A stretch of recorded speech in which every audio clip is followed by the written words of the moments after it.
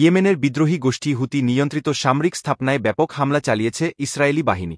জ্বালানি ও তেল স্থাপনার পাশাপাশি ইয়েমেনের একটি বন্দরে ইসরায়েলি বাহিনী হামলার দাবি করেছে। আজ বৃহস্পতিবার কাতারভিত্তিক সংবাদ মাধ্যম আল জাজিরা ও এপির প্রতিবেদনে এই তথ্য জানানো হয়েছে।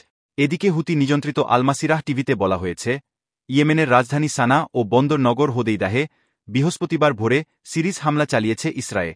মূলত সানায় 2টি কেন্দ্রীয় জ্বালানি স্থাপনা এবং হোদেইদাহে একটি তেল স্থাপনায় লক্ষ্য করে হামলা হয়েছে।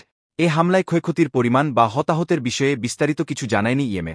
তবে ইসরায়েলি বাহিনীর দেওয়া বিবৃতিতে বলা হয়েছে, হুতি গোষ্ঠীর সামরিক উদ্দেশ্যে ব্যবহৃত স্থাপনায় লক্ষ্য করে হামলা চালানো হয়েছে। প্রসঙ্গত, ইসরায়েলকে লক্ষ্য করে হুতি গোষ্ঠীর ছোড়া ক্ষেপণাস্ত্রের কয়েক ঘণ্টার মধ্যেই ইসরায়েলি বাহিনী ইয়েমেনে পাল্টা এ আক্রমণ চালা।